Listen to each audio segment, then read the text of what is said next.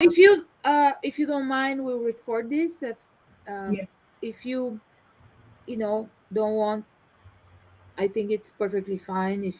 If you don't want your name to be there, we can disable that. But we want to record this resource for people to um, catch up later. So yeah, the recording and the streaming is ready. We can begin. Fantastic. And yes, don't forget to tweet certify with GDG NYC if you joined before I made the announcement. You can use the tweet that you see in the chat and add the hashtag certify with GDG NYC, and we'll raffle 2 exam vouchers. Linda, what do you have to share with us today? Yeah. So let me first share my screen and we can go from there. Let me know if you can see my screen and if you can hear me well, and we can begin. I can see, yes. Okay, perfect. Thank you, Anna. Thank you, everyone, for joining us today, for continuing your road to certification, to Google Cloud Associate Engineer certification.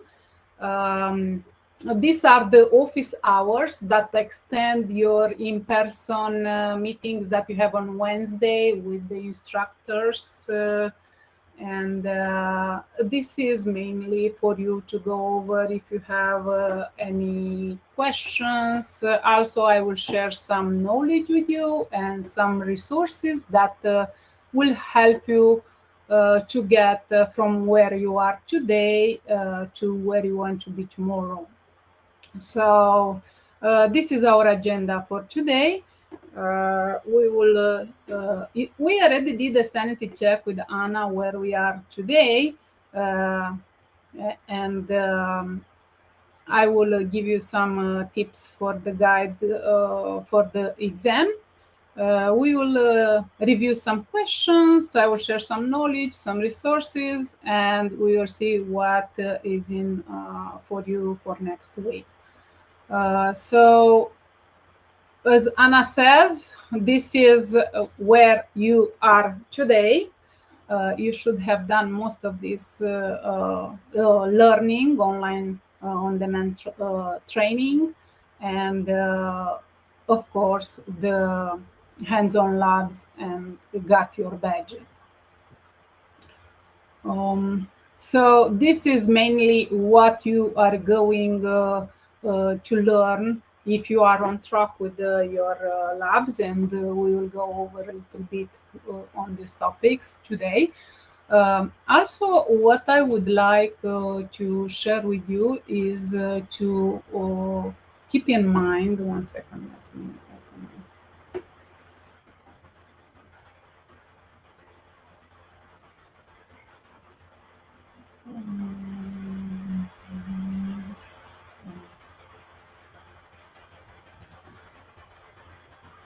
This should be, you should have on your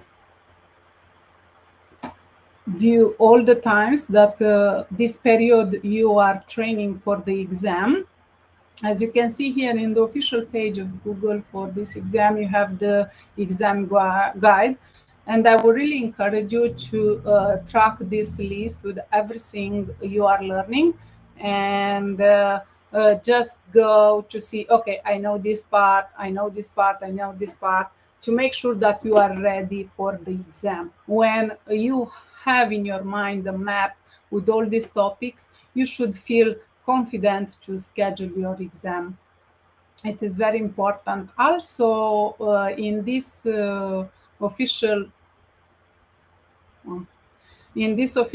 page, you will see that there is a test that you can try on your own. Just to give you a overview of the, and prepare you a little bit how the exam questions will be. You can try it as many times as you wish, and just to get a way to see where you are today when you start, because as soon as you submit the questions, you will get feedback on your questions, and what you did well and what you should work on. So I will really encourage you to take that test in the official page. Let's go to, if you are in track with your learning today, you should have these badges earned. Otherwise, I encourage you to continue your quick labs and you will get there. So a little bit, let's go a little bit to talk about the Google Cloud, also known as Google Cloud Platform or GCP. As you can see, Google Cloud offers many services. For the ACE exam, you are not required to know all of them, but a part of them, yes, and you have those in that list that I showed you earlier. So as you can see, on top of this infrastructure, GCP uses the state-of-the-art software-defined network and distributed system technologies to host and deliver your services around the world. And we will go to talk a little bit more in detail about how Google achieved this. Also, I wanted to touch a little bit on what is cloud computing. Cloud computing is on-demand availability of computing resources, including servers, storage, databases, networking, software, analytics, and intelligence over the internet. This eliminates the need for enterprises to procure, configure, and manage these resources themselves, while enabling them to pay only for what they use. So, and this brings, of course, lots of benefits, and we will go more in depth to talk about this. As you can see here, actually this is a old slide. Google already introduced, you will see when we go to discuss next week, we also talk about, you see here as compute, you see only compute engine, Kubernetes engine, app engine, and cloud functions. You will see that now they have Cloud Run. Then they have other services like Anthos that you will be required also to learn for the exam. When I went for my exam, I didn't have to, but I will have to renew my certification, and I will have to, and I learned all of this while I was training other groups. Also here you see some of the storage services that we will go through our sessions, and also you will go through your learnings, and when you are in person with the trainers doing the quick labs.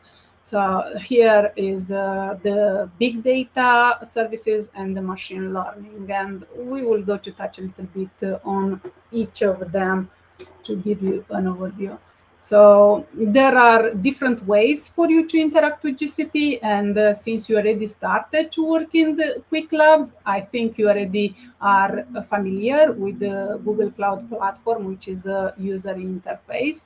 It's easy to use, and when you start to learn, it's easier to understand how to interact with Google Cloud Platform. As soon as you get more advanced, you will want to better your skills with the Cloud Shell and Cloud SDK, because that helps you generally with automation, right? And you will have, you will use a lot Cloud Shell when you are working with the Cloud Quick Labs. And the Cloud SDK, actually, it's a software that you install in your computer to interact with the Google Cloud Platform. Cloud Shell, it's provided for free by Google, and I think have 5 gigabytes free space for you. And then another way to interact for you with GCP is through the REST-based APIs. So to give you just an example, just in case you are not from so experienced with the development world. If you are aware, just ignore what I'm saying. So basically, let's say you have a online store and you want to attach PayPal as a form of payment. To do that, you'll use an API. So that means when you say API, you integrate a software. You don't have access to PayPal database, but you can use the service through an API to connect it with your store. So this, just to give you a picture of what means APIs, and it's more used by developers. Then another way for you to interact with the Google Cloud platform is through the mobile app, which helps you when you are on the go to do things just in case you are required. So you are not totally disconnected even if you are not at your computer. Here we can see that Google offers a range of computer services. As I told you in my previous slide, Cloud Run was missing because at the time when I was learning was not there, but we will go to touch on all of this. Just few words, because anyways you have the learning and you should be able to get all the knowledge, but I will try only to point the things that to keep in mind that will help you to distinguish when you go to the exam which question, which answer of the questions is right and which one to discard. Because basically when you go to the exam, there will be one or two questions that answers that you can discard right away because they are there only as to trip you off. And if you are able to do that, you will have only to make your choice between the remaining two, and that will help you a lot with the success of your exam. As you can see here, GCP computer architecture goes from not managed services, which you have more freedom, you can manage them, toward those that are managed by Google Cloud. So depending on your client, because you will work mainly with your clients' requirements, you will have to choose which service is better suited for their own situation to make sure that you are offering them the best solution, the cheapest solution, and otherwise it will not be a well-suited solution, right? So as you can see here, we have at the left Compute Engine, which is an IaaS service, which is a infrastructure as a service. Then you have App Engine, which is a platform as a service. And in between, you have Kubernetes Engine, which is a hybrid solution. With the Compute Engine, you can think of Compute Engine like your computer, virtual computer, your computer in the cloud, right? So it gives you more options. You have more how you call it? You can manage more things, you have more freedom, you have access to the underlying infrastructure, you can change things. As you go toward managed services, they are managed for you and you don't have to do upgrades like in Compute Engine, you don't have to do patches, you don't have to do. So depending on the project that you work, you will have to choose the right solution. Kubernetes, it's a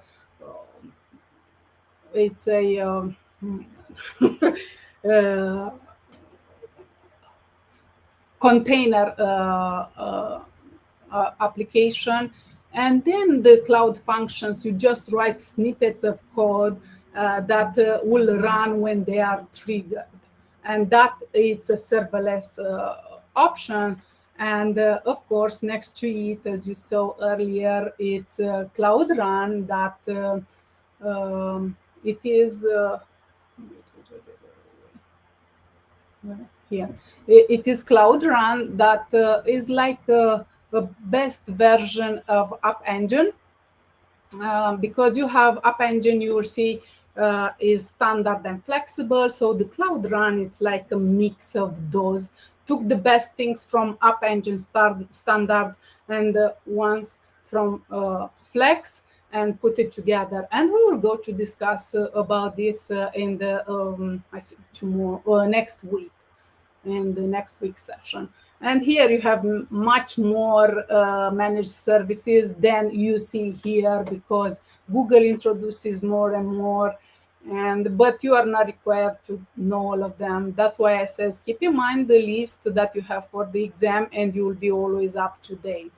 And here is another way for you to remember when to choose these services, which we will go in more detail next week. Also here another for who is more visual, I provided this, but basically this is what you are going to remember. If you want to remember the difference between IaaS, PaaS, and SaaS, it's let's say for infrastructure as a service. And if you don't remember this IaaS, PaaS, usually I try to remember that I is before P and before S. So IaaS infrastructure is for the compute engine. Then you have a PaaS for App Engine and SaaS for the serverless, right?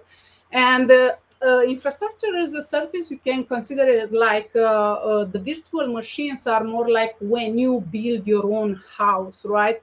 You have to take care of the design, call the contractors, have you order whatever you like, right? So this is, let's say, IaaS. Then PaaS, it's like when you for example, rent a house. You don't have to care about the loaning, the mowing the lawn. If something breaks in the house, is the landlord taking care. So PaaS, it's like managed service. And SaaS, it's like you go to the hotel. Everything it's taken care for you. You just pay for your stay for how many days. If you need it only for 3 days, you pay for 3 days. So same thing it's here with the cloud. I wanted to give you this explanation just to make it easier to remember, because I can understand that it's a new language, new things, and it's quite difficult. Let's go to the next slide.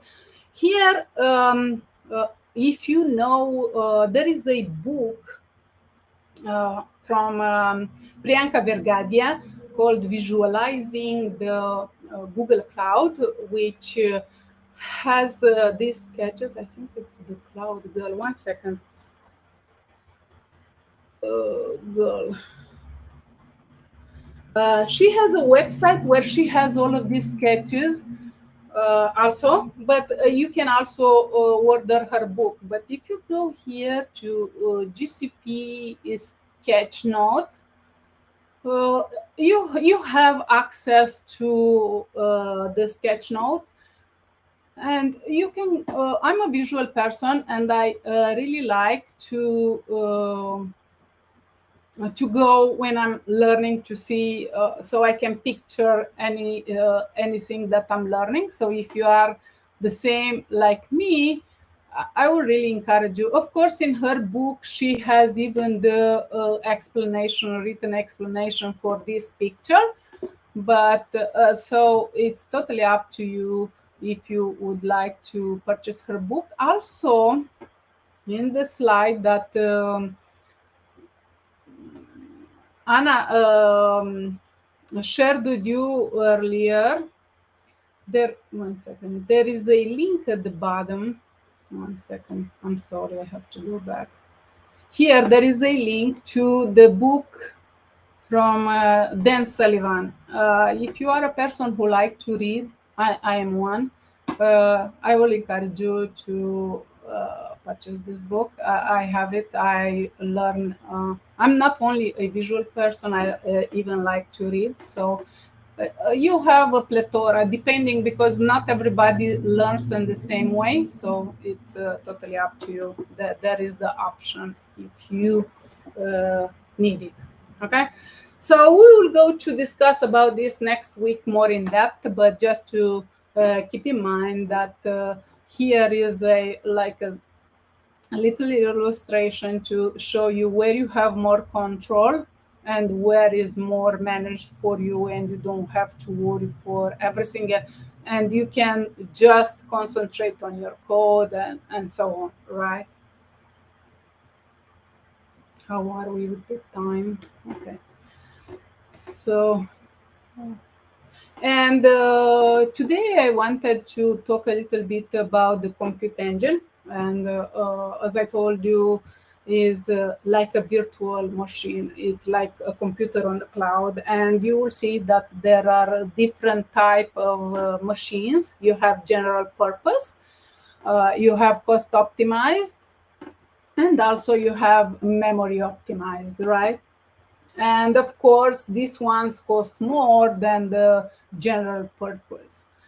Then, and I will make available for you these slides, so don't worry. I will not go to read all of this for you, because you can go to read it. The time allow, it's very short, so I will try to go as fast as possible, but you will have access.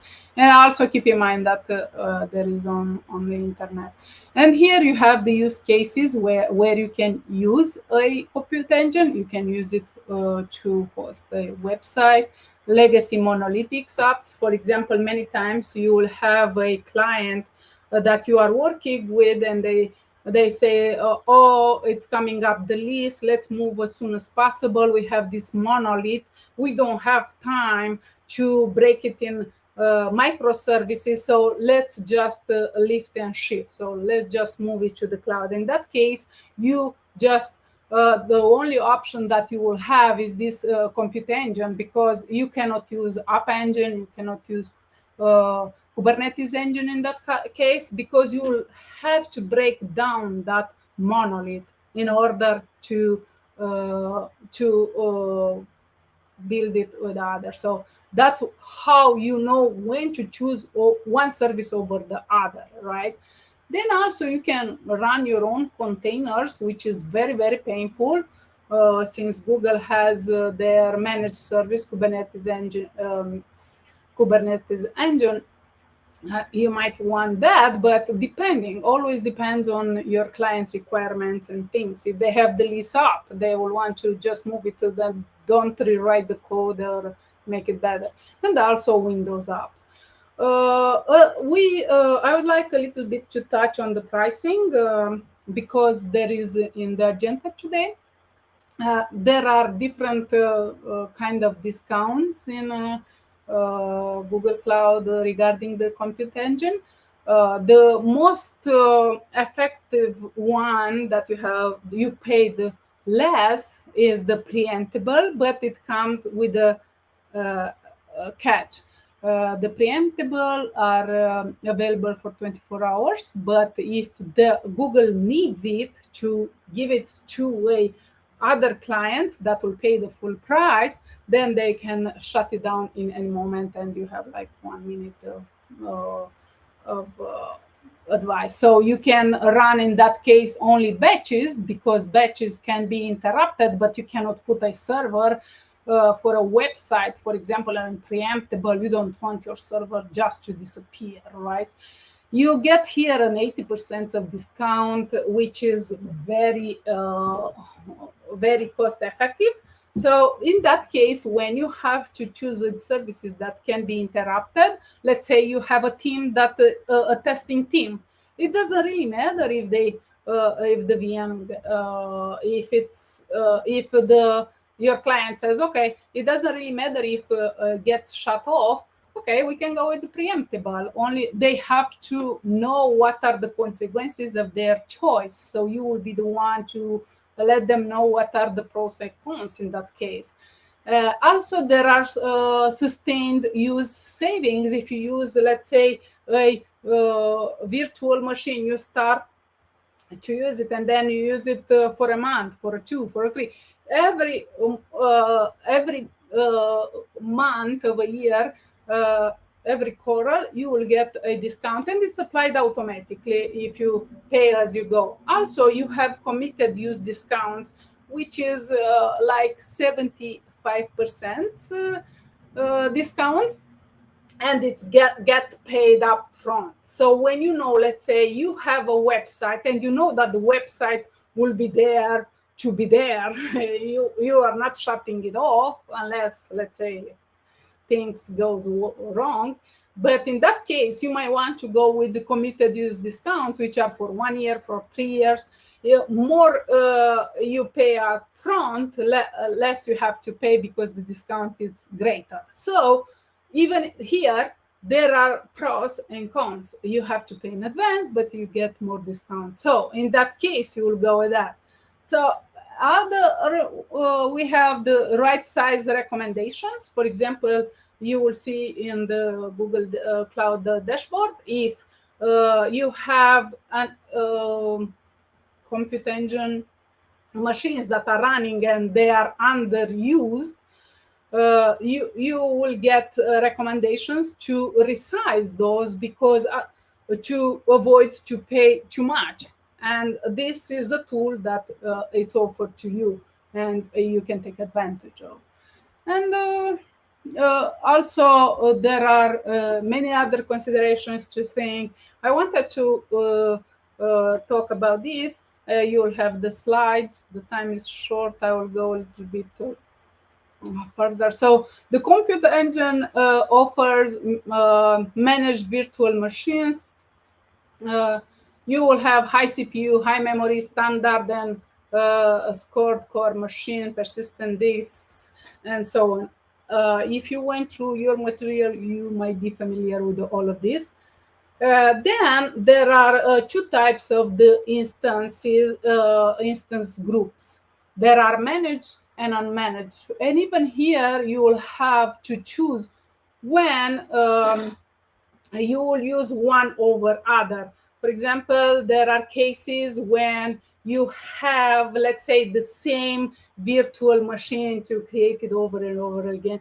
When, let's say, you scale up, you have a service that has to scale up with a load balancer. We will talk later about this, so don't worry if you hear words that you are not familiar with. So if you have to scale and scale up and down, of course, and it's the same configuration, that's when this automation comes on. You will want to use a template of a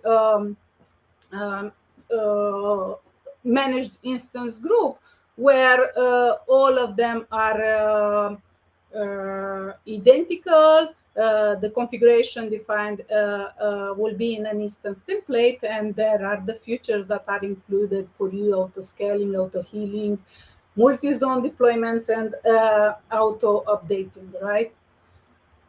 In the other side, there are the unmanaged instance groups. So here it's the choice depending on what your situation, what project you are working on. So when you might want to use this is when you have multiple possibly heterogeneous virtual machines, when they are not the same.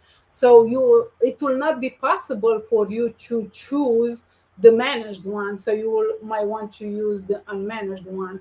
And they are used to apply load balancing across heterogeneous groups of instances, and in general is recommended for legacy clusters only. So, and it comes with the downside that you don't have auto-scaling, auto-healing, or auto-updating for you, like in the other case. And here, I mismatched my slides. So here is what I was telling you earlier about the billing. You will have the slides. We don't go. And also keep in mind that Google Cloud has its pricing that you can go to play with it and see how it works. Keep in mind when it comes to pricing, for example, for networking, everything that comes you bring in the cloud, it's free of charge. For example, if you want to bring the data from your client from on premises to Google Cloud, you don't have to pay nothing, everything is free. But as soon as the data has to leave the Google Cloud, there are charges. That's why I would say to go to play a little bit with the Google pricing calculator and see how that change. You might have some questions at the exam, and it is better to have just an overview of all of this. Of course, when you move to the cloud, you have many advantages because Google Cloud has built a security in the cloud, which even the biggest corporations, we can say, it will take a long time to achieve this security in the cloud.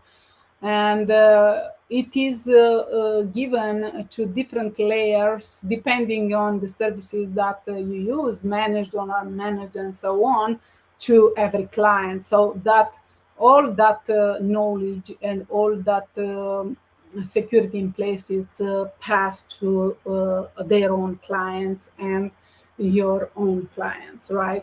So here are some security in place. So you will see that the infrastructure, hardware, it's the hardware design and provenance is secure, good stack, in premises security. And the hardware, usually you don't have access. Google has this. Oh my God! Sometimes the words doesn't come on any. Oh, secure places where they keep all this hardware that not everybody has access, only secure people with badges. So they try to keep everything protected. Also, keep in mind that the hardware comes with security in place. And then the service deployment has encryption. Keep in mind that the data on transit and on at rest, it's also encrypted. You have the encryption and so on. As far as the cloud security, you will see in this slide that it's breaking down. So if you have on in-premises infrastructure with all your services, you are required to take care of the security of all of these layers. As soon as you move to the cloud, you will see that some of the base of this security is taken care by Google, and you have less responsibility. So let's say the hardware, if there is a hurricane or something and it's damaged, they will migrate all the services in another zone or in another region or somewhere. And you don't have to worry about the hardware for all these services. Then the storage, you have encryption, networking, audit logging, OS and data content, network security, if you have DDoS attacks or things like this, access and authentication, and operations. As soon as you are in infrastructure as a service, which is a virtual machine or compute engine, you start to have some responsibilities. You are responsible how you set up your IAM services, the application, web application security, the development, the usage, access policies, and content, right? As a platform as a service, which you remember is App Engine, right? You still have the identity in place for you offered, and you have to worry only the things above. Then let's say when you go to manage services like Cloud Run, Cloud Functions, and all the machine learning, AI, and all that good stuff, or analytics and so on, you still have other things in place for you offered, like the web application security and development, and you have only to worry about how you use your data, the access policies, and the content that you bring in there. Other than that, so it depends how you use the services. That's how the responsibilities comes on, and there are pros and cons, and that need to be considered when a service is used, right? So it's not only the price, it's the security, if it's the right solution for your client when you go to propose that architecture. The thing here is to when you go for the ACE, you don't have to worry about the architecture. Your engineers are more on the side of executing that architecture. It's mostly when you go to the professional architect exam that there you'll have to design an architecture, but just to keep in mind. And here is another sketch from Priyanka Vergalia that I told you earlier. And here you have broken down by infrastructure as a service, container as a service, containers as a service, platform as a service, functions as a service, and software as a service. And you can go over. I will not spend too much time on that. So let's go to see a little bit. We will talk a little bit about the networking, and here we will talk about the virtual private network. I'm not sure if anyone has any questions. I didn't check the chat. Yes, Linda, there are questions in the chat. Okay, let me see. Difference between VM and Docker. Docker. Docker usually it's used to containerize your application. For example, if you are going to run your code in your machine, let's say you have a Mac and works everything perfect, but then you pass your code to someone who uses Windows. I'm saying it a little bit more not so technical. In this way, everybody can understand, right? So let's say somebody who is using a Windows machine has a conflict and doesn't work, and then but in my machine works. So Docker comes to solve this problem, works in my machine. Why? Because it goes to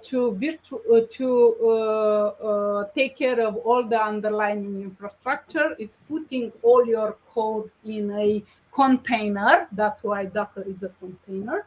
And you put all your code in there, and no matter which machine, which server, it will work. So I hope this answers your question. The basic level. If you want to go a little bit more, I don't know how much experience everybody in the group has, so I'm trying to keep the language less technical, to don't trip off. Okay, because when somebody talks with me something I don't understand, it's very frustrating. It uses. So yeah. Any other question, Anna? Or are we Yes, there is another question. Is it better to use Asia Southeast 1 when you're in Singapore? However, using the calculator, you may find cheaper USA regions. It depends. It depends if your client, let's say, has the requirement that needs the application, if they are located, let's say, in Singapore, and they have the requirement this to be global, they on that point they can, but yeah, usually if it's you need your application to be next to your headquarters, even if it's cheaper in another region, you'll have to pay more. Why? Because you have ingress charges and egress charges. So in order for your employees to use that application, it's better if it's closer to you because it will be faster. Uh, it will be you will not have additional charges and so on. So yes and no, it depends. That's why you have to go to. So, are you located in USA? Maybe that's why you get cheaper because it's taking your geolocation. I'm not really sure, but I can look into it and I can answer to your question also in Slack just to give you the right example, the right answer. No, for this depends where your users are. You want to be close to your users.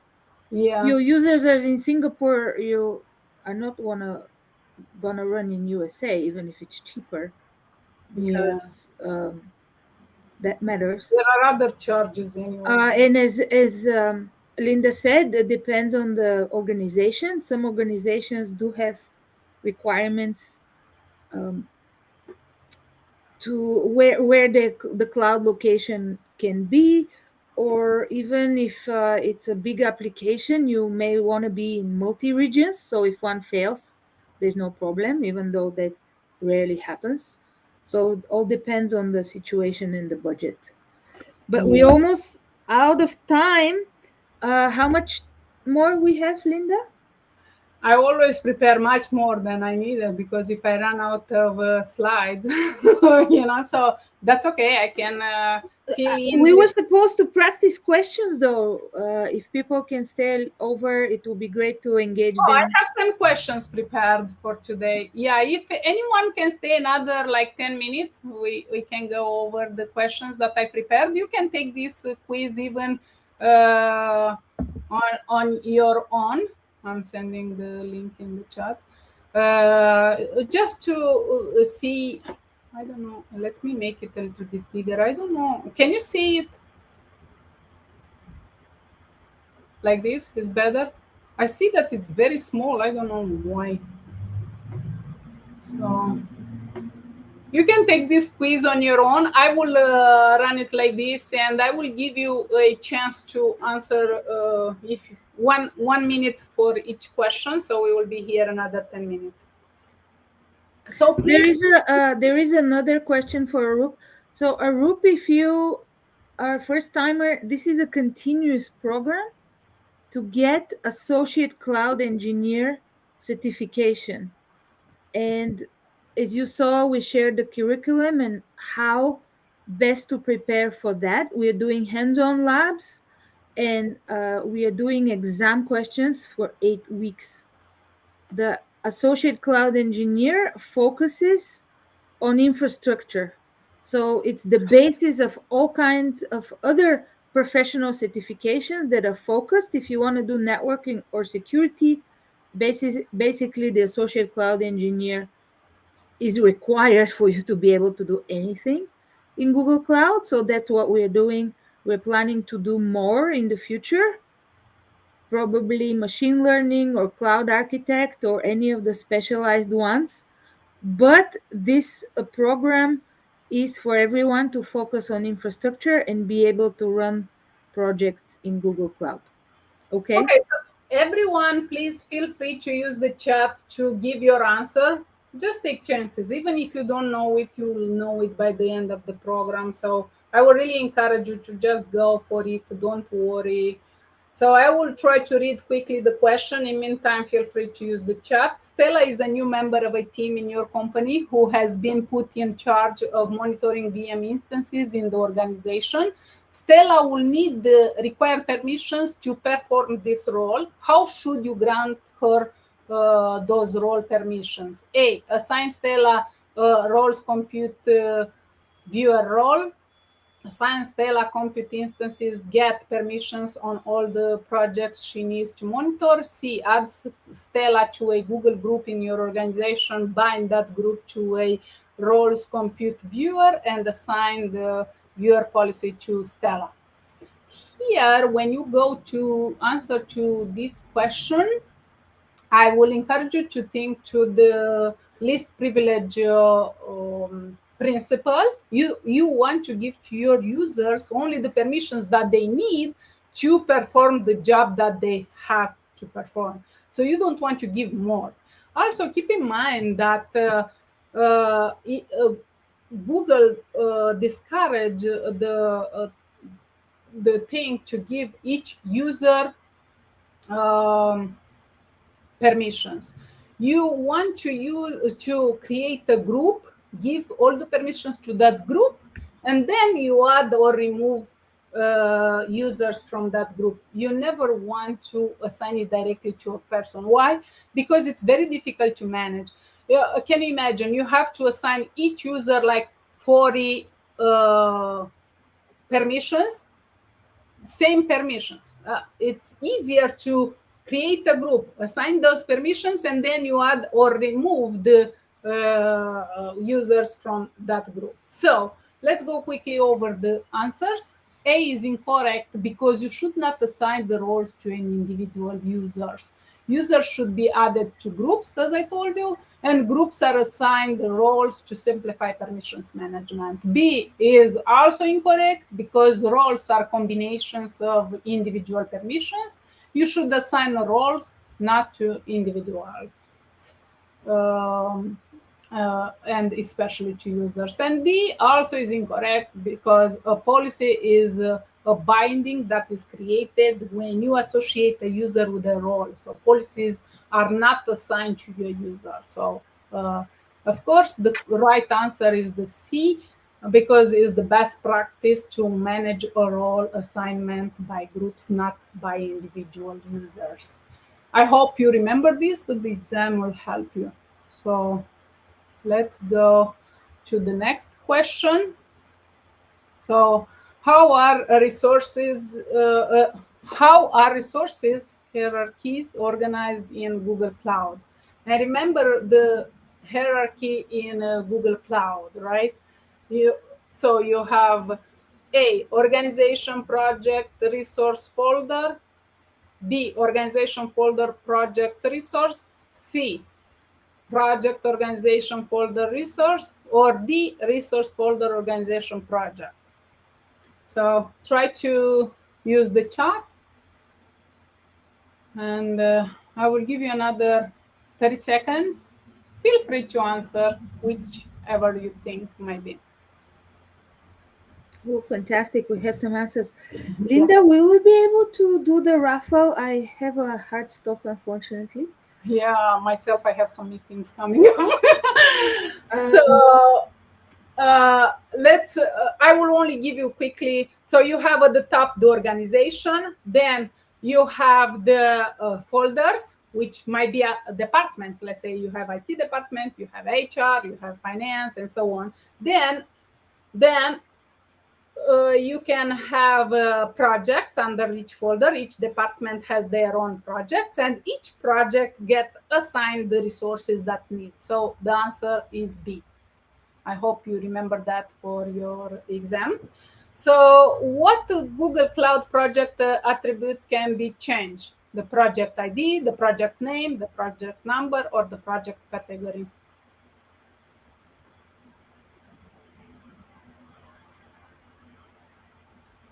Okay, so feel free to use the chat. So the only one thing that you can change is the name. The project ID, usually it's set up by the user at the creation time, but it cannot be changed, and it must be unique. The project number is automatically generated unique identifier for a project and cannot be changed. And the project category create time is a project attribute that records when a project was created and cannot be changed. So your answer should be B.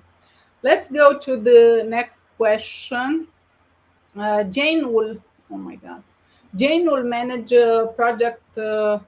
manage objects in the cloud storage for a company called Symbol Superstore. She needs to have access to the proper permissions for every project across the organization. What should you do? Assign Jane the role storage object creator on every project. B, assign Jane the roles viewer on each project and the role storage object creator for each bucket. C, assign Jane the roles editor at the organization level. D, add Jane to a group that has the roles of storage object admin role assigned at the organization level. So I will give you 30 seconds to answer in the chat so we can go over quickly to the right answer. So I can see that everybody got the right answer. Yes, we always use a group to assign the roles, and then we add that users to the group. I think. Linda, Yeah. sorry to interrupt. This is fantastic. I have to go. Please do the raffle. You know how to do that. The hashtag certify with GDGNYC, and please add Lucy who posted on only. Okay. Okay. Okay. So Or ping me if anything, but I need to join another meeting. Yeah, I have a meeting myself. Thank you everyone for joining. Yeah. You will be happy today practicing, and also you will have a chance to win voucher and be certified whenever you want, as soon as possible. Take care. So let's do one more question for today. You will have this form for yourself to try it.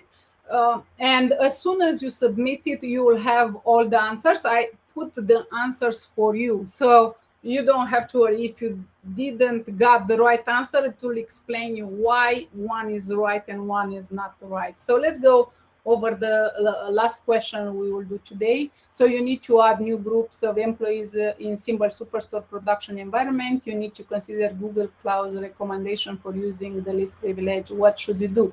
Grant most restrictive basic role to most services, grant predefined or custom roles as necessary, grant predefined and custom roles that provide necessary permissions, and grant basic roles only when needed. Grant at least restrictive basic roles to most services and grant predefined and custom roles only when necessary. And D, grant custom roles to individual users and implement basic roles at the resource level. So let's see what are your answers. I will go quickly over the answers and then we will go over the raffle. So A is incorrect because basic roles are too broad and don't provide the least privilege. So you want to avoid those as much as possible. You can use it, for example, if you have a testing environment, but for production, I will not recommend to use basic roles. If you have a small company where a small startup where everybody trusts everybody, but as the company grows, you don't want to give people more permissions than they need. C is incorrect because basic roles apply to the project level and do not provide the least privilege. D is incorrect because you should see if a predefined role meets your needs before implementing a custom role. And of course, the right answer is wait a second. Grant predefined roles. Okay, it's B. Because you grant predefined roles and custom roles. Usually keep in mind that the custom roles are not maintained by Google. So if you find on the list that is predefined by Google, use it. Otherwise, you have to maintain these roles because they are not upgraded and so on. So you grant basic roles only when needed. As I told you, if you have a testing environment or something, there you can go to use those. But broadly in your project, you want to use or predefined or custom roles. Okay, so let's go quickly. Anna asked me to 1 second to do the names. 1 second. The raffle quickly. Yeah. Let's see if I remember how is that. I have to import the. 1 second. import Twitter users. 1 second. Not Twitter users. So they had hashtag. 1 second.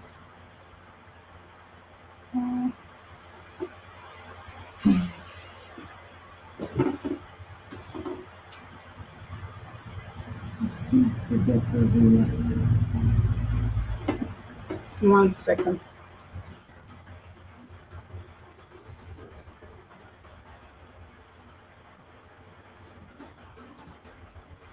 They always update Twitter hashtag. They always update this website and yeah.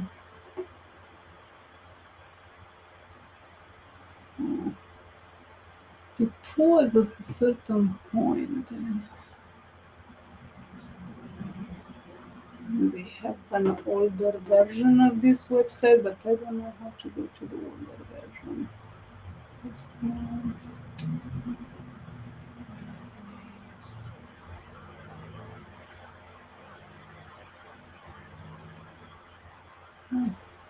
Does anyone know how to go to the older version?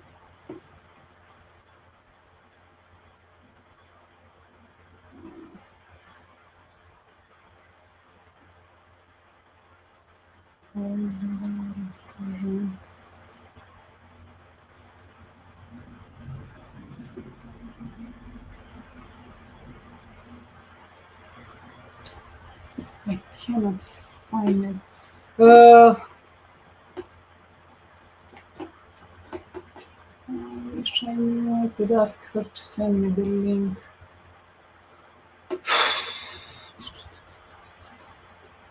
Why people does updates?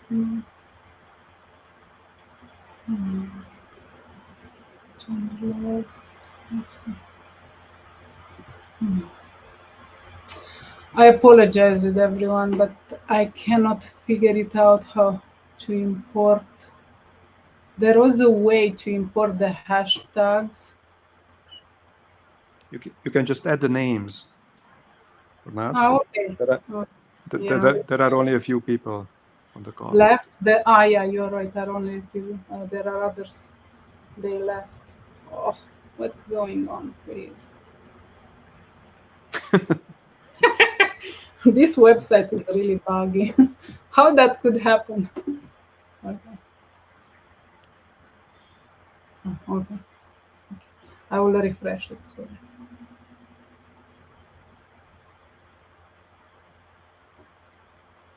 Doesn't even want to refresh. Okay. Let's see if I can copy the names quickly. Oh, good.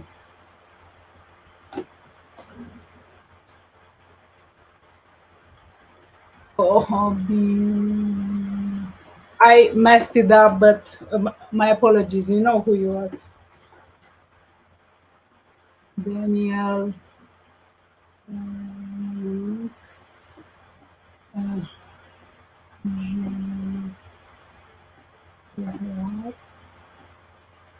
Let's see.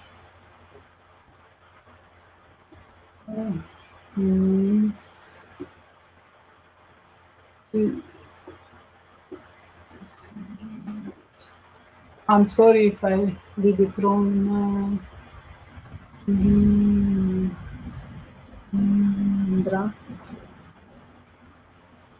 Oh no.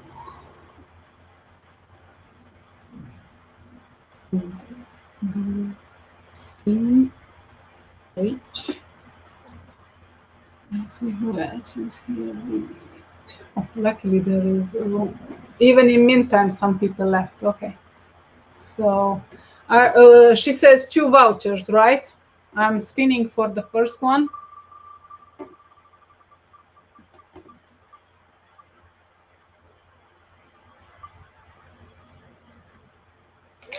Okay, Lucy, you got 1 voucher. Please write in Slack so Anna can provide you with the voucher. I don't have them. So congratulations. Thanks. So I will go to shuffle and the next one. So Lucy, let me write it down. Lucy, and the second.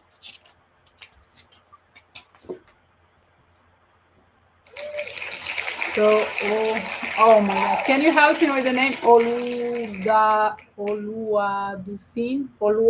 Oluwadusin? Yes, thank you.